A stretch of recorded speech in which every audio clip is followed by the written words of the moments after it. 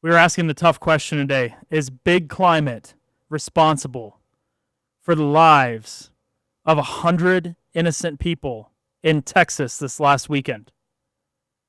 The Dallas Express asking these questions in a Facebook post. Did Rainmaker's July 2nd cloud seeding in Karnes County play a role in the deadly July 4th deluge?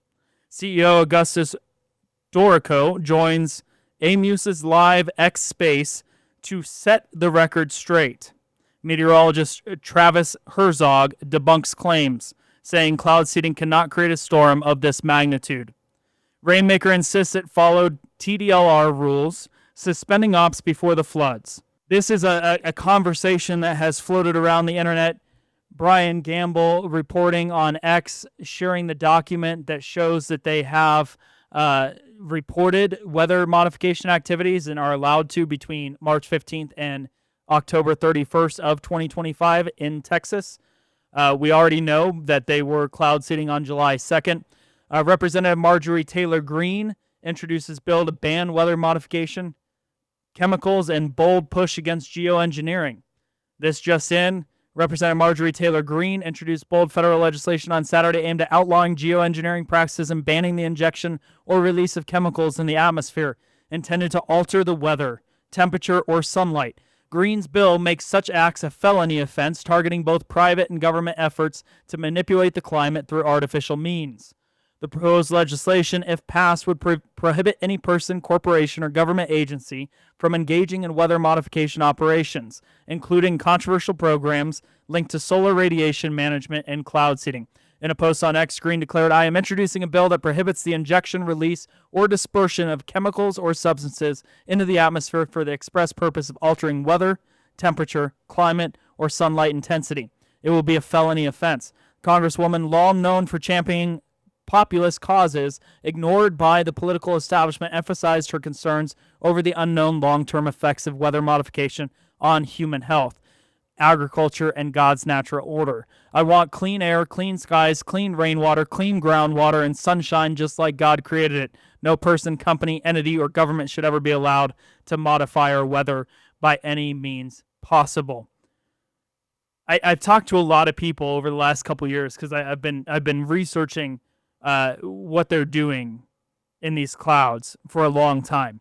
And if you talk to most people in the public, they think that it's a conspiracy, that we're generating clouds, that we're seeding clouds to make them rain, that we're seeding clouds to make them snow. We've been doing it since 1949, and a vast majority of the public still believes that it is a conspiracy. They don't believe that we're actually doing it. We've been doing it since 1949. There's documented history. There's articles written all over the place.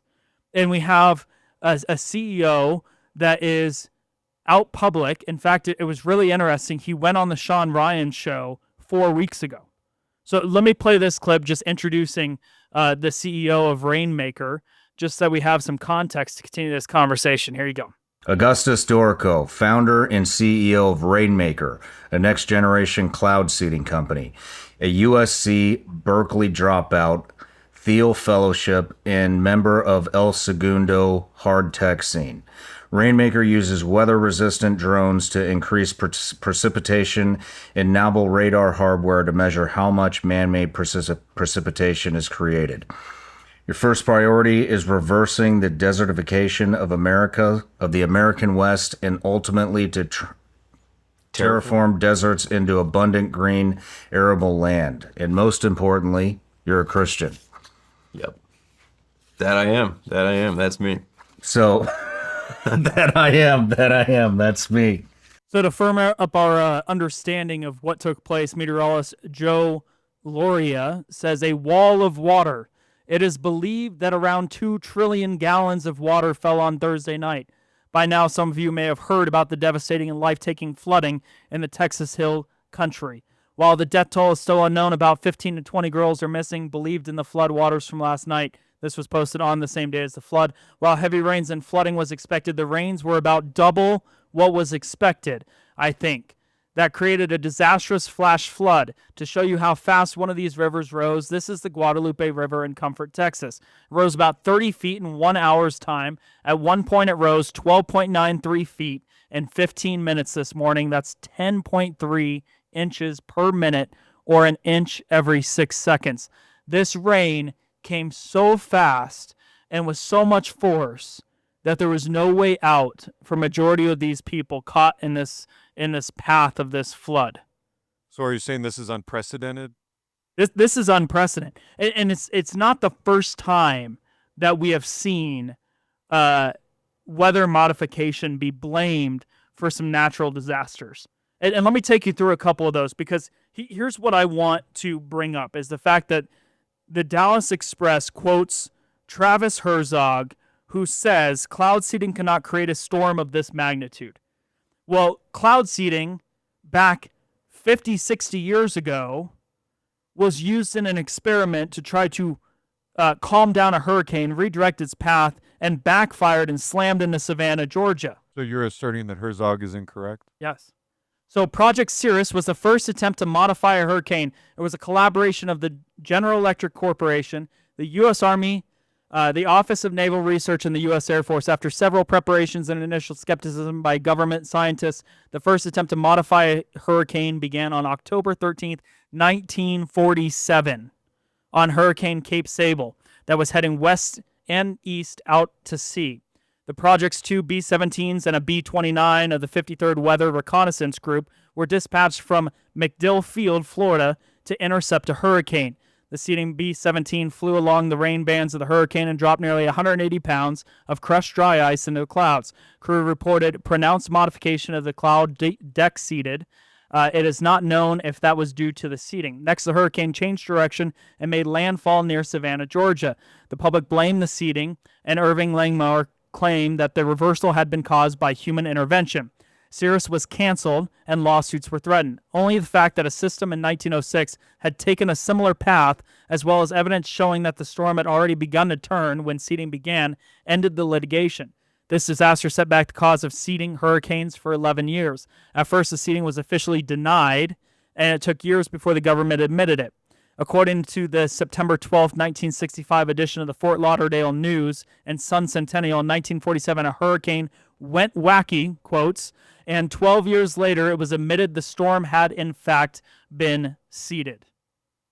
This, very similar to other stories where we look at the cloud seeding in the Rapid City flood of 1972. Rapid City, South Dakota is built along the banks of Rapid Creek, where it emerges from the east side of the Black Hills. In 1972, its population was approximately 60,000.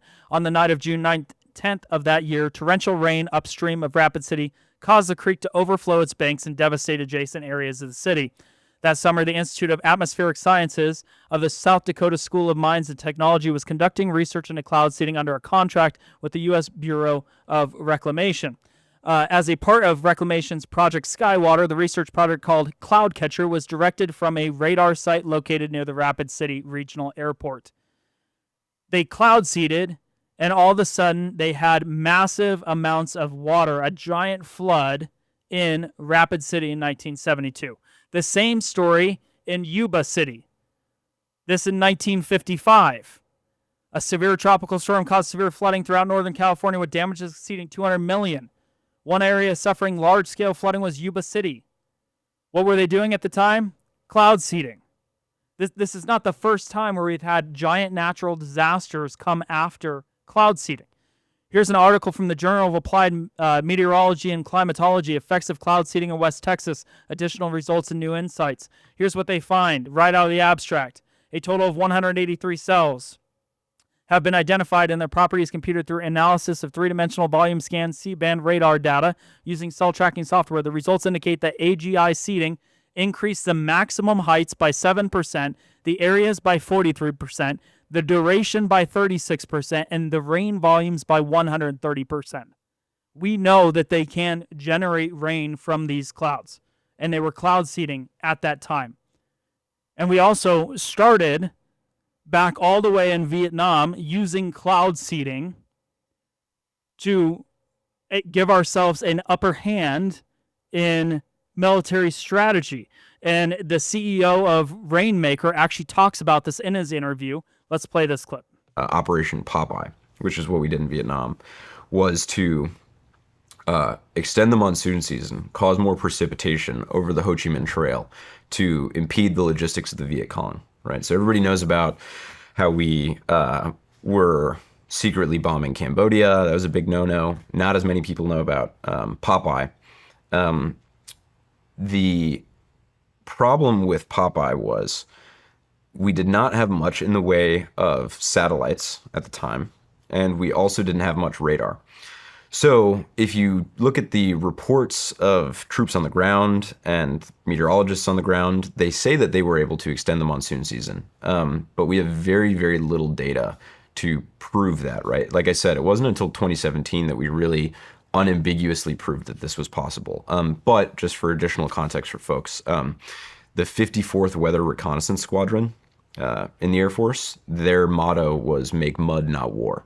Because the idea was if you could flood out these supply chains, then you could prevent people, the Viet Cong, from getting to the lines and actually shooting bullets at people instead. So the idea was to drop rain. Interesting. Yeah. You know what's Now, what's also interesting in this interview with Sean Ryan is there's a question that's asked from one of Sean Ryan's viewers. And he asked this question, and it's very foretelling of what just took place in Texas.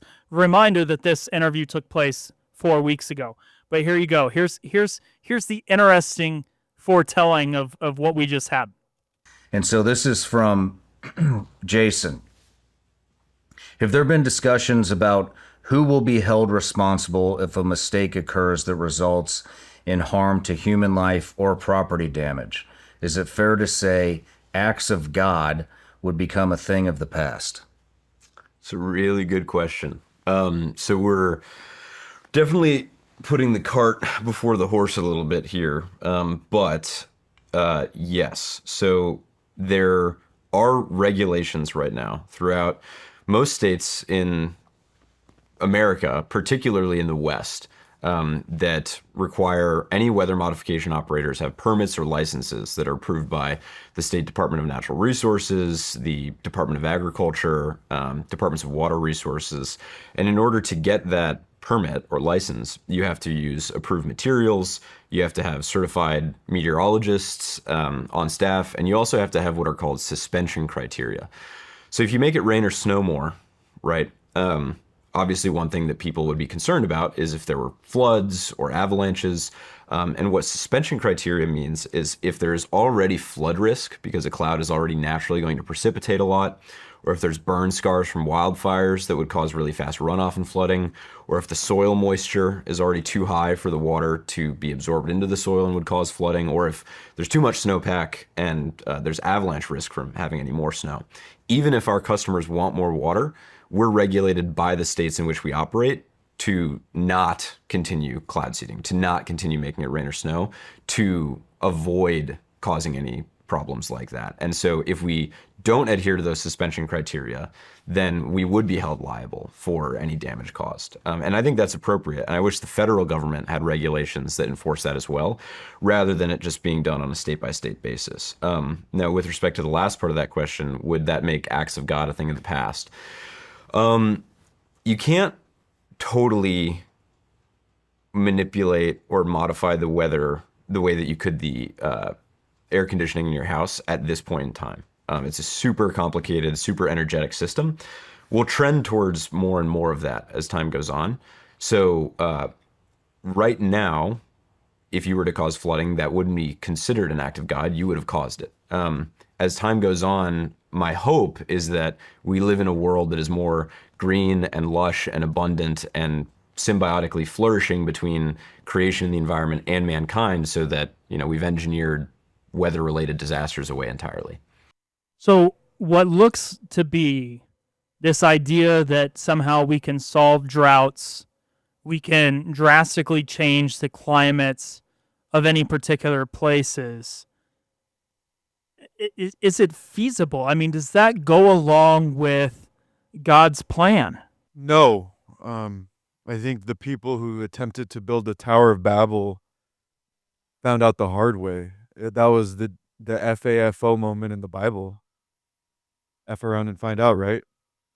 Anytime mankind attempts to occupy the throne of God, we get shut down very quickly. I would want to take a step back because I think a lot of listeners and viewers look at this like I do and say, "Whoa, whoa, whoa, Jason, come on, man. Come on, man. This is crazy, man. I thought we were on Spiritual Insurgency, not on Infowars.com." I'm with you. I've been very concerned about this for a long time.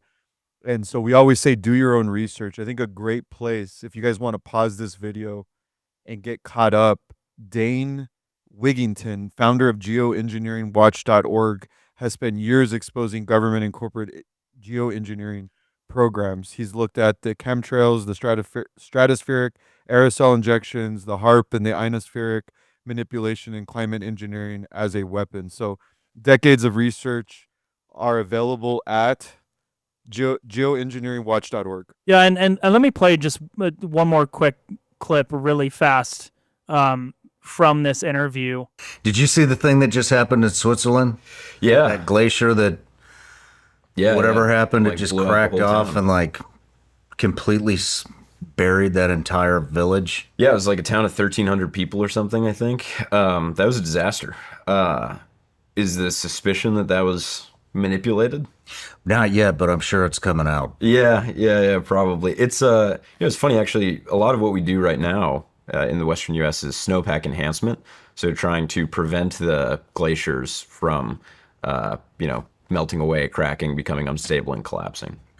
What did you say? Snowpack enhancement. Yeah, so making more snow, making more snow to protect the glaciers. Wow. Yeah, That's happening? Mm-hmm. So, I mean, it's not a conspiracy. These guys that are performing this, number one, go look at your state budget because there's, I think, 15 states that are currently cloud seeding and funding it with state funds. Colorado, Wyoming being some of the largest in terms of state funding going towards cloud seeding. And then you have the commercial side of things, which from my little bits of research on who is Rainmaker, they provide a lot of their resources to the agriculture industry where they're being paid by the agriculture industry to generate rainfall over the top of these farms. And so this is not just a public use, but it's also commercially being used. And at what point do we look at the power of the hurricanes, how they've increased, the amount of tornadoes that we've had in recent times, the what seems like an increasing number of natural disasters? When do we start looking at geoengineering and going, has the climate war gone too far? Because this is all part of the climate war right now. It might not have been in 1947. In 1947, it was this push to become a superpower, and so basically weather modification was to be used as a weapon. And now we have this climate industry. We have big climate, and I'm calling it big climate because there's trillions of dollars that have been spent over the last decade on getting rid of global warming. We convince an entire population of people that global warming exists when there's very little research that actually confirms what they originally sold the public on. In fact, most of it says this is completely false, or this is part of the natural climate cycles, and we're trying to change these climate cycles. We decided we wanted to populate areas and deserts and then complain that we don't have any water, and then we want to try to change it. I mean, what we've done to our climate, how can you not look at it and go, this is a part of the problem? And I'm not saying that Rainmaker, for sure, 100% caused the flood in Texas. I'm not saying that. I'm not saying that the CEO of Rainmaker doesn't truly have good intentions, because I mean, quite frankly, and I'll play a clip later when we go down, I think, more of the biblical path, but he appears to be a pretty strong Christian, which shocked me when I pulled that up, because in my mind, I go, what Christian is performing all these weather modifications? It's the same with genetic scientists that are trying to master CRISPR technology and find replacements for genetic modifications, because genetically modifying one's body just 100% screams that it is against the order of God in my belief system. And I truly believe that that's against God's order. And so I do want to talk about that later. But for right now, I mean, let's look at big climate and go, okay, we have allowed this to take place. I already read to you some issues that we've had in the past. We've heard Rainmaker CEO tell us what they're doing in the United States, increasing snowpacks, trying to prevent glaciers from melting, adding rain into places of desert climates. He said he wanted desert climates to actually end up tropical. I mean, they were trying to change the entire Earth as we know it. It makes me think about drought engineering. If you can control the weather, you can control population. I mean, you can starve out an entire area if you want. I mean, think about all that's on the table. Think about the ability to, I don't know, let's pretend North Carolina was sitting on top of some really valuable minerals and resources. And let's say that they were targeted by some sort of geoengineering event. Let's call it a flood. And people that have owned homes in these areas for generations are now forced to leave their ancestral homeland, if you want to call it, because now it's a FEMA controlled area. And then they later turn that area over to the powers that be. Oh, wait, that actually happened. Right?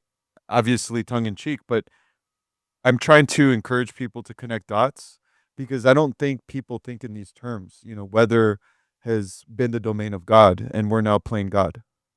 And so I think this threat of drought engineering is very real because there's just too much to gain from that. But, you know, going back to does God allow this? I think we have a couple warnings about weather being used as divine judgment. In Genesis chapter 7, verse 4, we have 7 days from now, I will send rain on the earth for 40 days and 40 nights. So, you know, God used that as a reset. Or in 1 Kings 17:1, as the Lord, the God of Israel lives, there will be neither dew nor rain in the next few years except at my word, referring to Elijah's drought. So, you know, weather is being used for divine judgment throughout Scripture.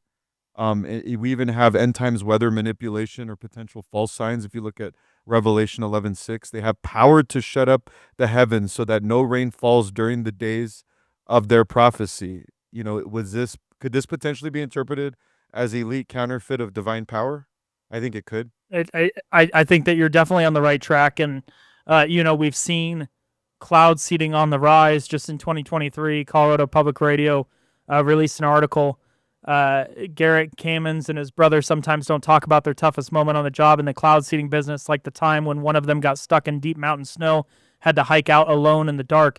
They're going out in some pretty remote and rural areas, Kamens said, and there have been a few close encounters with wildlife we don't like to discuss at the family dinner table, but snow, as much as possible, is at the heart of the Kamens family business.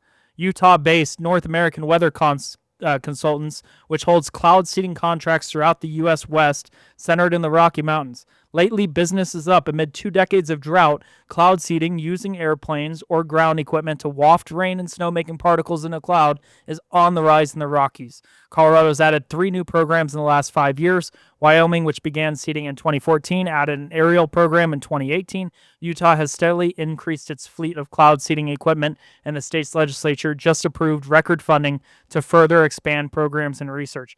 I mean, these are, other than Colorado, Wyoming and Utah are Republican-controlled states. And for years, the Republicans have been on board with this weather modification. Behind the scenes, not publicly announced. I mean, like I said at the beginning of the show, majority of the public still doesn't believe that we manipulate the weather, which it's clear and obvious that we do. But they talk about remote areas and impacting the remote and rural areas. But what is the trickle-down effect of that? How does increasing snowpack in the middle of nowhere in the Rocky Mountains, how does that impact what's going on with the weather here? Do we know that answer? And I don't think that we know that answer. I think that we're researching as we go, but we're researching as we go to what cost? At this point, it could be the lives of over 100 of these individuals down in Texas, with many of them being children that were trying to have fun at a summer camp that's been around for for decades and has served thousands of kids and has brought them to Christ. I mean, that's what we're talking about. We're talking about children's lives being lost. Why? Because we wanted to run some experiments because we thought that we were smarter than God. That's what it seems like to me. And once again, I'm not saying that this is 100% the case, but I'm saying that if we don't report this, nobody will. I'm with you. I think we'd also be remiss if we didn't discuss high-frequency energy beams. HAARP allegedly has laser ignition technology that they, from space, can aim lasers and start fires.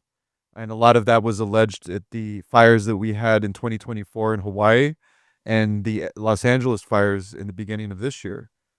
There's a lot of people pointing that. Have you heard about that? I have not. This is the first time.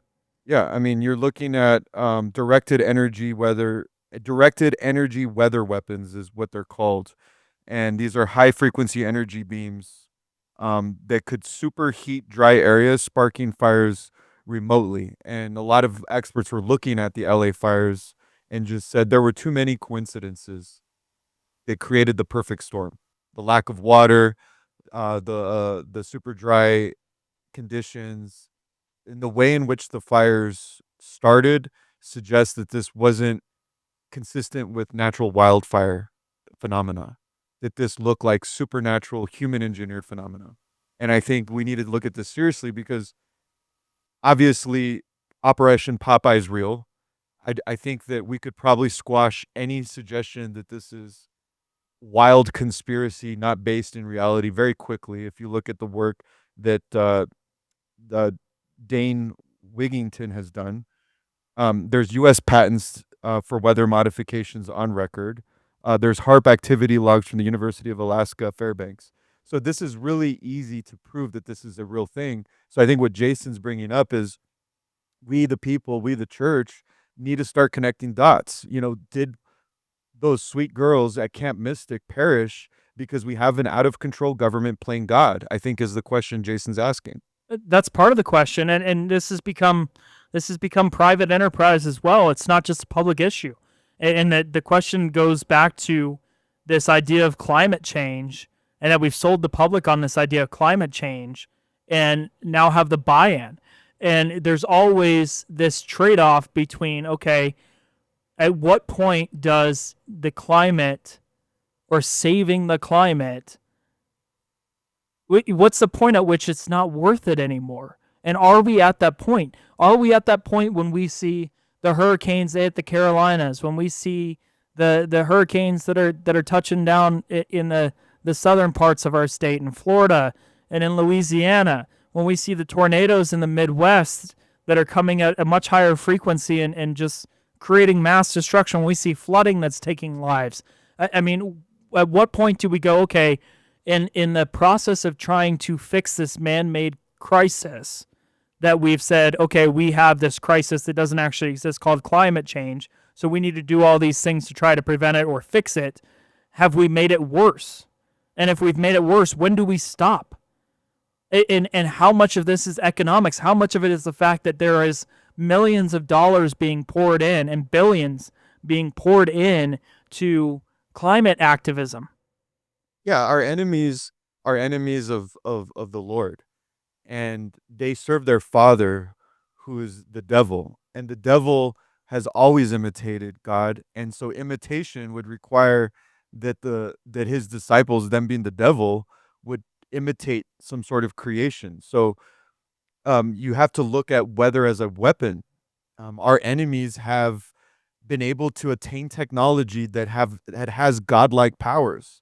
You know, number one, I think they would use this weapon for artificial scarcity and food control. And Jason, come in and interrupt me anytime. No, go for it. Because I there's a couple of theories that I wanna go over, which is, you know, when Genesis 41, when Pharaoh had the dream of famine, you know, does that foreshadow food monopolies? Because through drought engineering, by suppressing rain via aerosol spraying or ionospheric heaters like HAARP, you could destroy crops, creating dependence on lab-grown GMO food. We know that Bill Gates and the geoengineers and the tech overlords have a desire to get us off meat. It's the reason why we have a plant-based meat movement.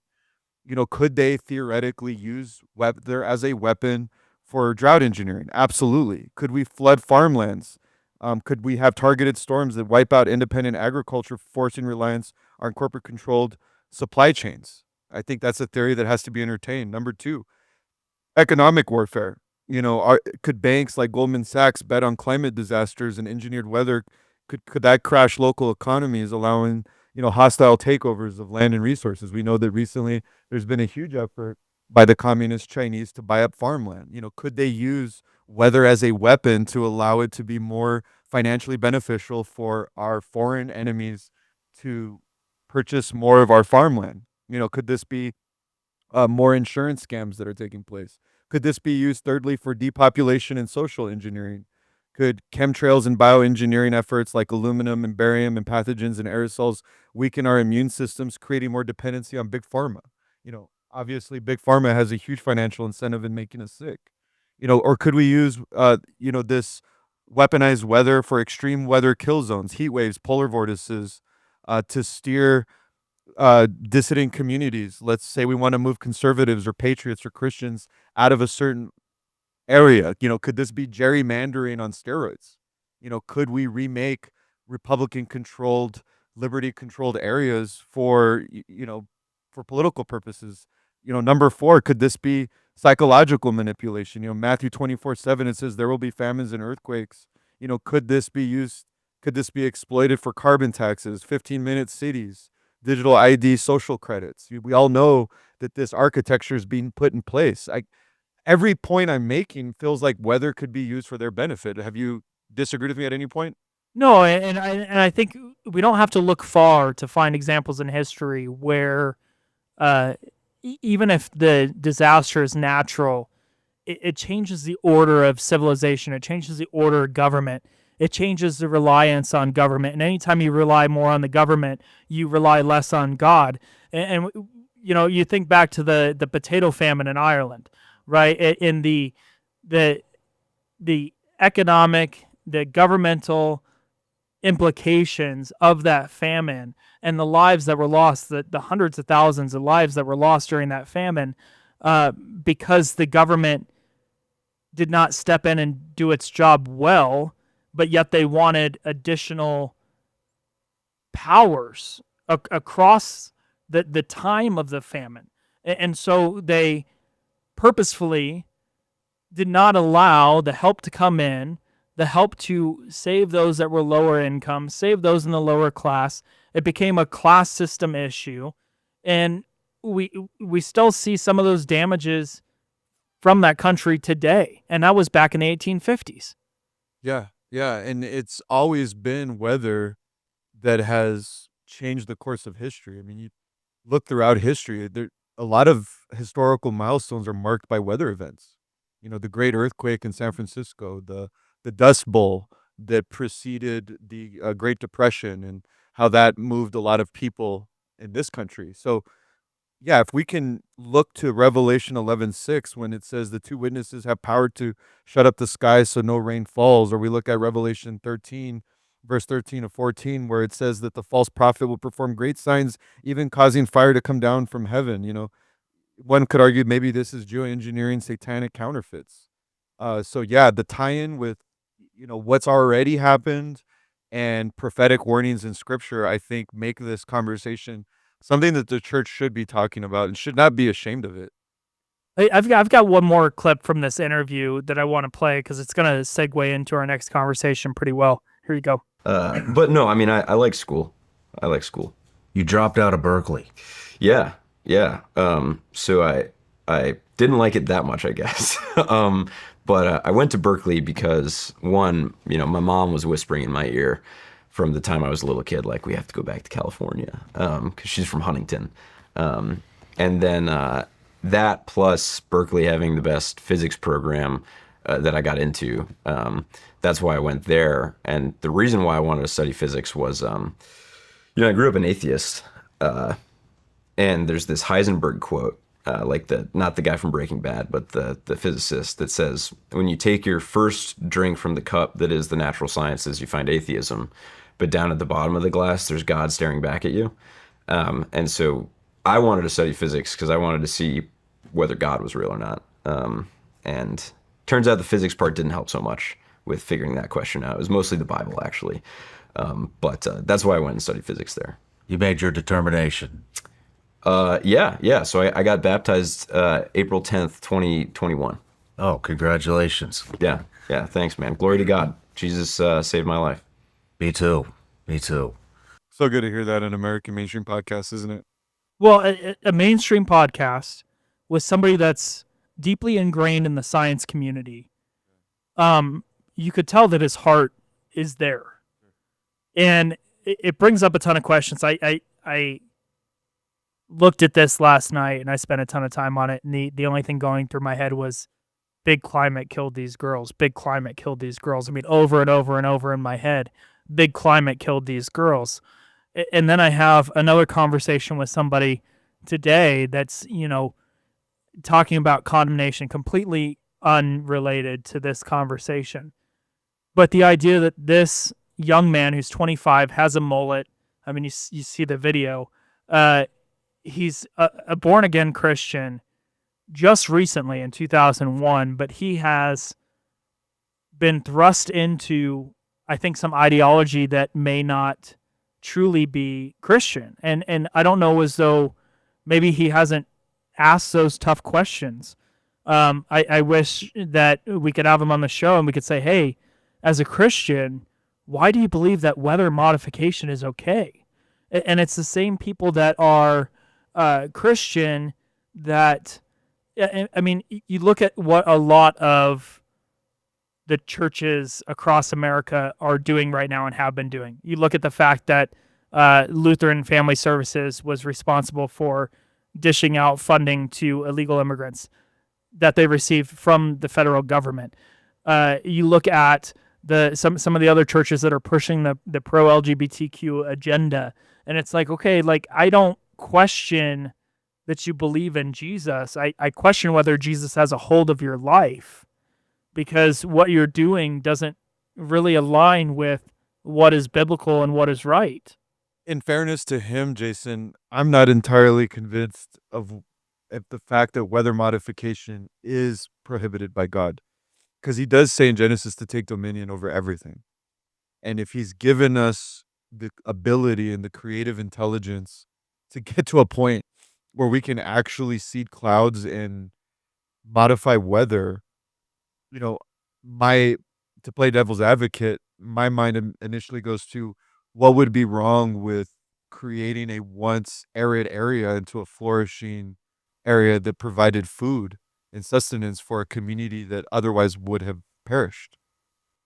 That's a very interesting point. It's not a point that I thought through yesterday. I'll be honest with you. I mean, that's not what and I would say it all the time, right? Take dominion. It's part of the main argument I have over half of the arguments for veganism. It's like God gave us dominion over the plants and the animals, and God gave us the ability to eat all.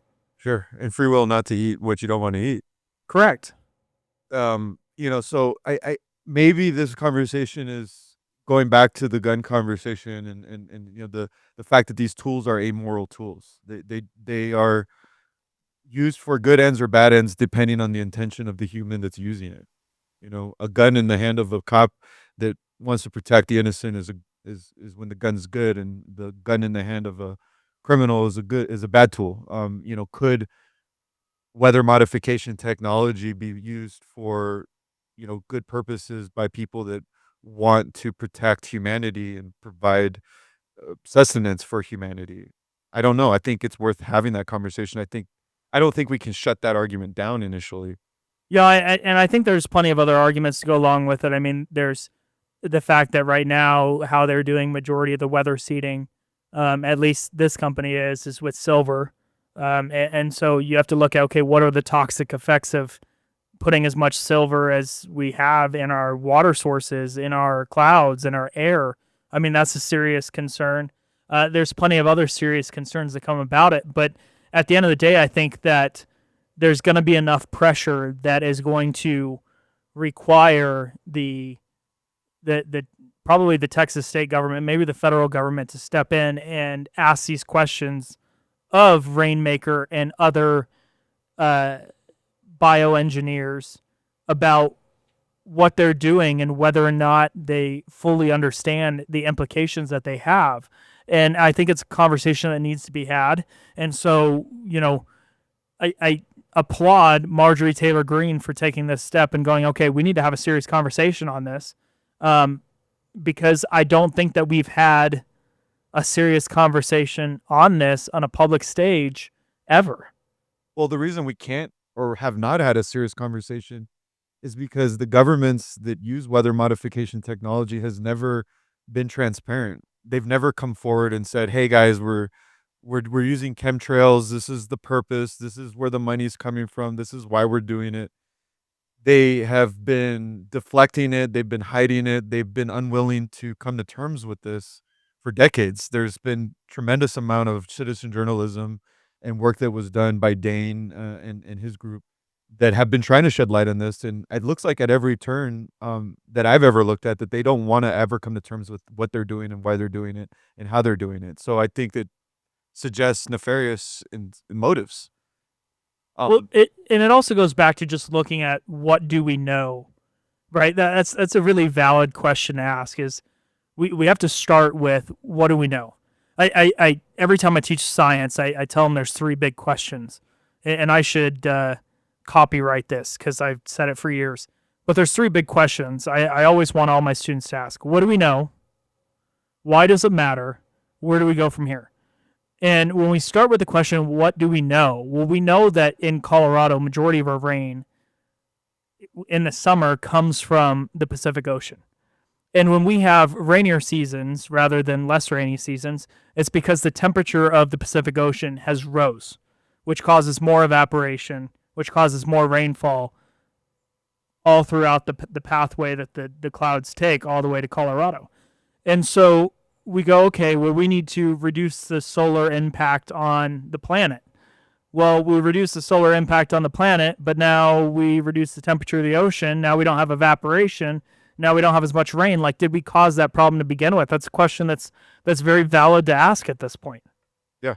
I think another question to ask is who's paying for this? And what are the health impacts for all these chemtrails? And what are the health impacts for all of this cloud seeding? Because my understanding is that the cancer rates are through the roof, the autism is through the roof, all of the ills impacting society, the toxins that are in our bodies that are attributing to all of these health issues seem to go back to the same chemicals that they're using in these bioengineering adventures. It's all, we've seen this increase of life, right? We live longer than ever, but at what cost? And the cost is that we are not as healthy. So we're living longer, but the quality of life is suffering. The quality of life is diminished and the disease is increased. And so at some point, we have to do what RFK Jr. is doing right now, and we have to stop and go, okay, guys, why haven't we stopped a long time ago and gone, why do we see this increase? Because we don't want to impact big business. We don't want to impact big pharmaceutical. We don't want to impact big food. We don't want to impact big climate. We don't want to change the course of all of these corporations that are receiving these dollars, federal dollars, to do whatever they're doing. I mean, you go back to Monsanto and you go back to Roundup Ready Crop. There's been cancer cases linked to that for generations. And yet we still use it. And yet we still have genetically modified organisms. We've been playing God a lot. And I don't know as though taking dominion over something and playing God is the same. And I guess that's a theological debate to have. But I don't know as though changing the weather truly is taking dominion over the earth. No, that's a great question, and I don't know the answer. I really don't know. I guess I would attempt to answer that question by saying, do we have permission? Is weather part of the domain that we've been given in Genesis? I'm not sure if it is. Because I when I think of domain, and maybe this is my limited understanding being born in the early 80s, but it's like I think of cattle, I think of land, I think of the oceans and fishing and agriculture and taming animals. I'm not sure if it was intended for the things that God has always traditionally been in control of. Like it hasn't been up until the 1940s, right? 1949 is when we started doing this business. So, but Adam, was naming animals back on day one. So maybe Jason is suggesting correctly that dominion is not controlling weather, not controlling. Well, and the dominion that God gave us was specifically over the animals and the plants, not over the earth as a whole. But at the same point, like, is science at odds with Christianity? That's a question that's been asked for a very long time. And if you go back beyond the mid 1900s, you find that most Christians were scientists. Isaac Newton. Because they were attempting to understand God's design better, right? And so when we look at God's design and go, okay, it can be better and we can make it better. There's also the debate about the fall. Like, is the earth really the way that God intended it to be, or did the fall of man drastically change that? That's a serious, theological debate to have as well. Yeah, and another question that we haven't asked yet that I don't know if you want to go there now is why if assuming that weather modification is being used as a weapon and it was intentionally used in Texas for these floods, is now the time to ask why? I don't know as though the weather modification was used to create the flood that happened in Texas. My question is the weather modification, is cloud seeding responsible for the size and scope of the flood? If we know, based on previous articles, that let's say we can increase the duration, if we go back to this article, we increase the duration by 36% and the rain volume by 130%. And we've shown that in experiments on cloud seeding. Does it impact what we saw in Texas? If we had 30% less of that rain, do we have less lives lost? If it wasn't raining for as long, do we have less lives lost? Now, we also, at this point, the only thing that we know is that cloud seeding took place on July 2nd, which was probably about a day and a half before the floods. Did it have an impact that late? Did it have an impact in something else that was going on with that river prior to the next clouds coming over and starting this flood? And if we know, and what was said in this interview was, if they know that there's about to be a problem, they stop the cloud seeding. Well, why didn't they stop the cloud seeding if they intended or thought that there might have been a problem? Like, there's so many questions wrapped up in this. And I think that there's too many people like these meteorologists that are just going, it's false, that's not what happened, that's not a part of it, blah, blah, blah. Don't ask any more questions. Don't ask any more questions. And if we don't ask these questions, I think we're going to continue down this path. And it's time for us, as the American populace, to heed Reagan's warning, the 7 most dangerous words: I'm from the government and I'm here to help. We have to question what our government is allowing to happen, what they are funding, and what they are closing a blind eye to in order to not disrupt big business. Well, there are minds on the internet, Jason, that have attempted to answer your question that you asked a moment ago, which is cloud seeding directly linked to major flooding events? Was that not your question? Can cloud seeding have that sort of impact? We already know that this question has been asked all the way back to the 1940s. This question has been asked. Many people have debated this back a long time ago. Then we stopped talking about it. And now is the first time in modern day that we've regenerated this conversation. So I would point you to the China disasters between 2020 and 2024. As you were asking the question, I was doing a little bit of research. In 2021, in China, you had the Henan floods, over 300 dead after record rainfall. And China at that time had just expanded its, quote, Sky River cloud seeding program. Weather radar anomalies showed unnatural cloud formations before the floods. So a lot of people look at the Henan floods of China in 2021 as documented cases of major floods linked to cloud seeding. in Dubai. I don't know if you remember last year, they had that historic rainfall. They had a year's worth of rain in one day that totally paralyzed that city. Incredible, incredible footage. If you guys want to look on YouTube, the UAE's cloud seeding program had been active days before, and experts did admit seeding could have intensified the storm. And then you go back to 2023 of the California floods. That was followed by state-funded cloud seeding projects, and then Hurricane Harvey in 2017. Some researchers have pointed to HAARP anomalies and chemtrail activity before landfall. So I would start there. Yeah, and I think that we have to take each of these individually and look at them. But regardless, I mean, I hope that this CEO, this young CEO, born again believer, steps back and looks at it and goes, okay, let's really do our research on this and make sure that we didn't have any sort of play a part in this flood, right? Because our intentions may be good all day long, but just because our intentions are good does not mean that bad things happen as a result. Does not mean that catastrophic incidents do not take place. It's a part of human nature to experiment. It's a part of human nature to explore. It's a part of human nature to expand our understanding of the world and the world that we live in. But at what point in our process of exploring and expanding and trying to, I mean, you go back to Monsanto once again, what was the original intention? The original intention was that genetically modified organisms, this is what they sold the governments on, was that genetically modified organisms could solve the world hunger crisis. Do I believe that their intention may have been pure at the beginning? Yes.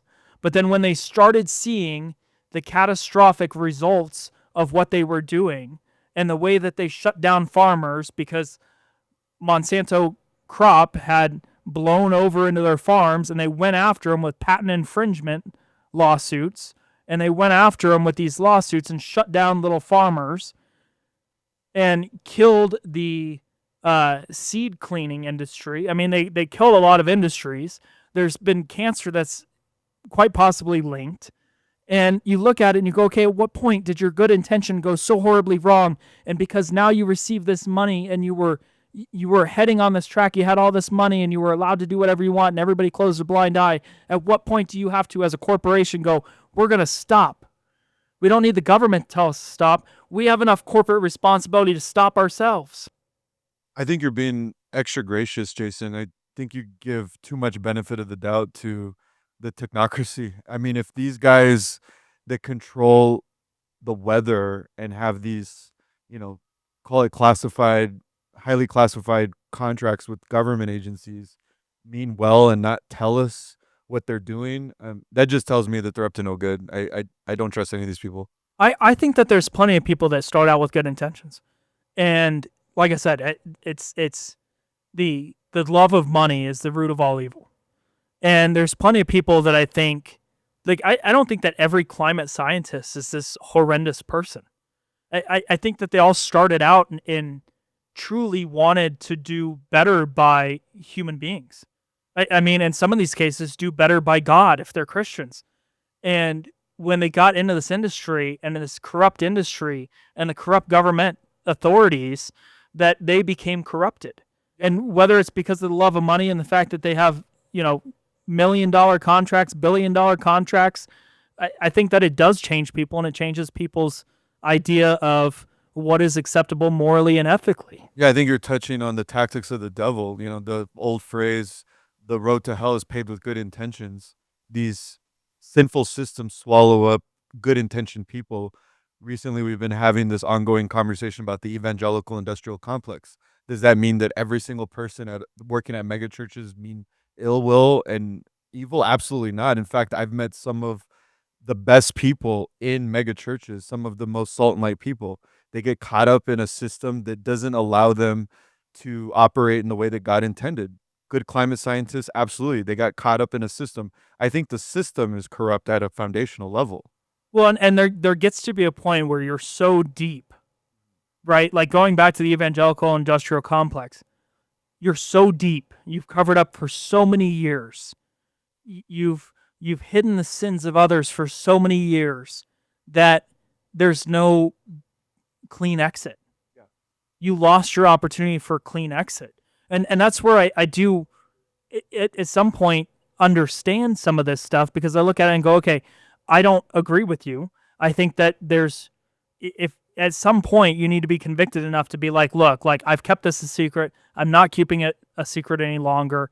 If consequences come as a result of the fact that I held on to this information for so long and didn't come out with it earlier, I'll take the consequences. I think that's what we're called to do. I believe that's what we're called to do. But I understand how these people get in so deep that they like don't feel like they have a way out. And I think that there's plenty of originally good intention people that get caught up in the system, and that is the devil's methodology. It's to attack. It's to attack the mind. Yeah, I think this is the time where you cue that song "Back to the Hotel" by that song "In Too Deep." Remember that "In Too Deep"? Nobody knows. I can't help myself. But thank you for putting in the Too Short song. Blow the whistle. That was, Happily. appreciate that. I included plenty of other nice videos in that last one too, that you probably didn't see coming. I love to insert little clips into these videos, so I might go find this song and It's a great beat. put it in. They were a one-hit wonder back in the 90s. Shout out to Northern California, Vallejo. Conversation that we need to have. I think earthquakes is something that I think about the earthquake in Turkey. I just think about the warning that Jesus made that you will know the end is near, for there will be wars and rumors of war and earthquakes, and there will be signs in the skies. Like, a lot of this could arguably tie into weather modification and geoengineering. Could it not? Well, and something else that I heard today, and yes, I agree with you. Something else that I heard today, and it was from a source that I'm not going to disclose, and it was in a conversation that I was a part of.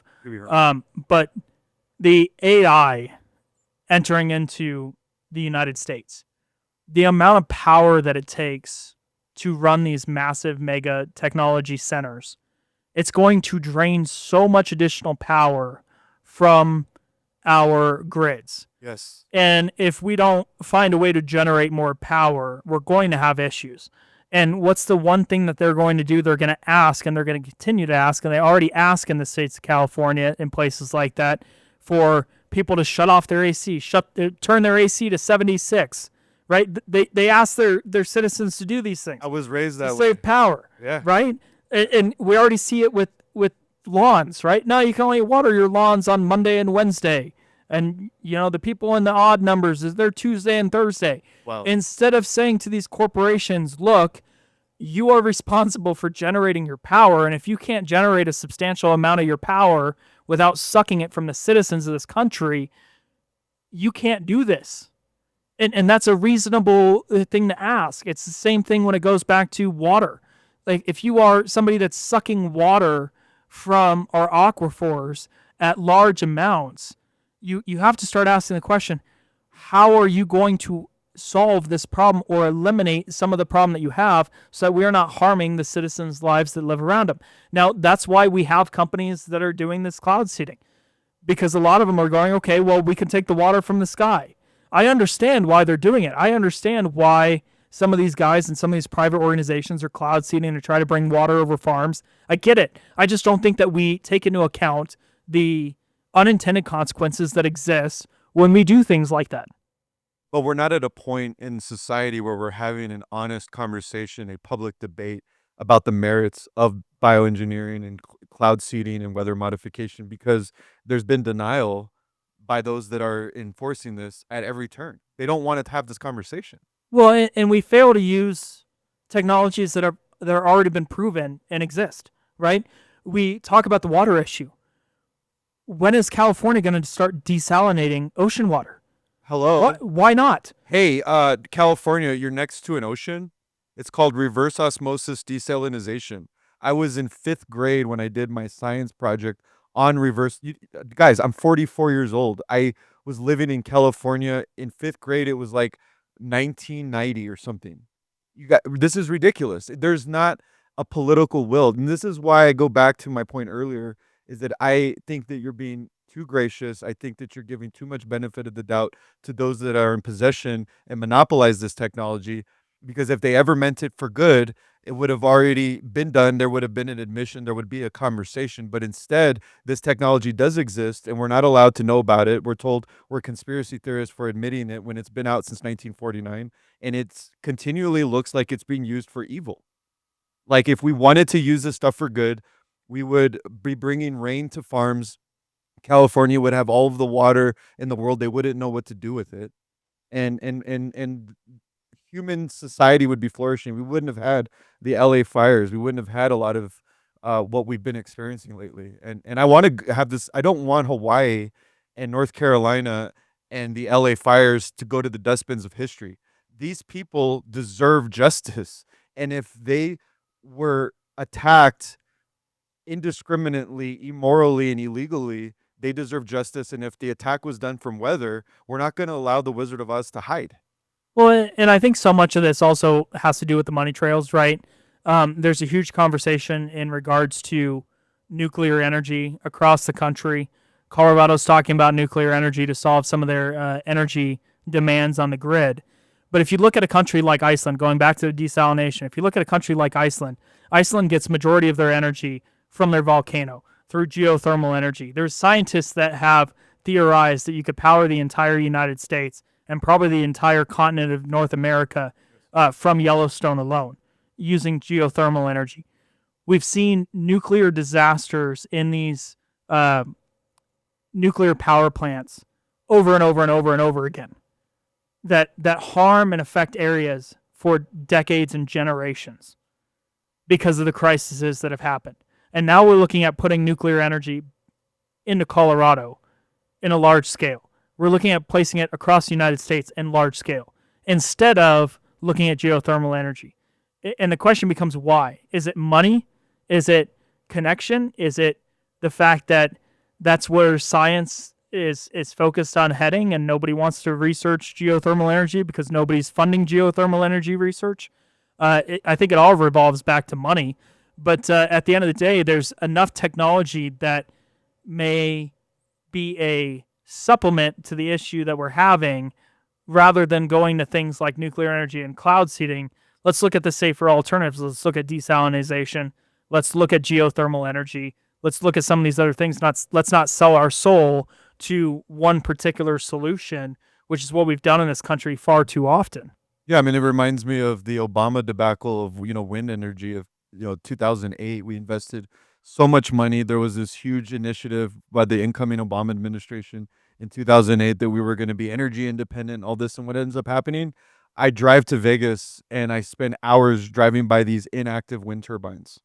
But look at the economics, right? Because when government talks about creating jobs or inputting money into the economy, with wind, it had nothing to do with energy. Look at how much jobs they created in the process of creating all these wind farms. You had truck drivers driving these giant propellers all across the country. You can only put one propeller on one truck, which meant there was tons of trucks traveling around the entire country, transporting these wind silos and these wind propellers. You have the people that are installing them. You have empty plots of land that you're now injecting money into so you can lease the land, which is putting money into local communities. It all cycles back to money. I think that they knew dang well that wind was not an effective tool to increase energy production. I mean, it didn't take long to figure that out. But what it did do was it injected a crap ton of money into the economy and created a ton of jobs, and I think that's why Obama did it. It was a way for him to boost his job ratings.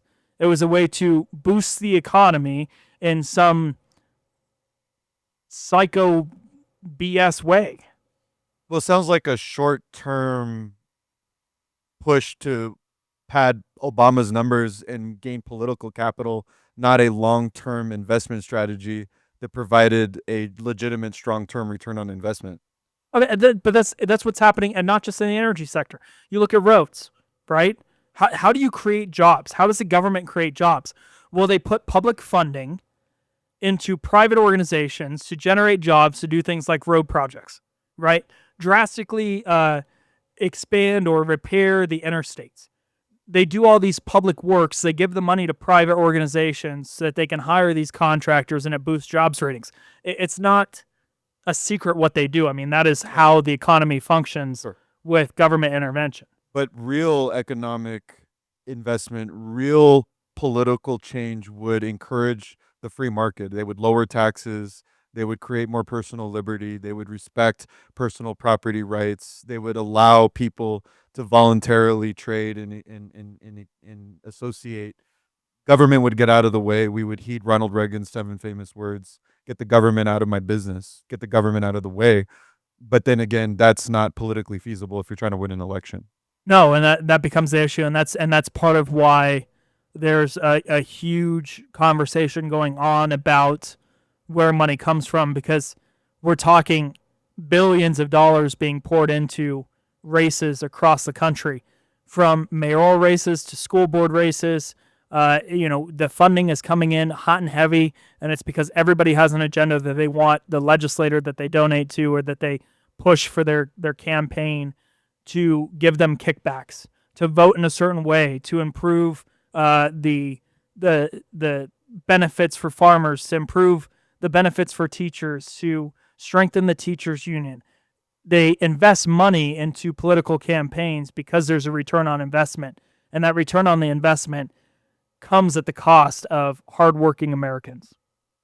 Every time I'm having this conversation, Jason, I keep going back to this idea of maybe we need to go back to the way things used to be before the Industrial Revolution. Maybe we need a high-tech micro economy. We need a high-tech micro homestead economy where we have individuals living in self-sustaining communities with solar and wells and water filtration systems and free trade with their community members and farmers markets daily.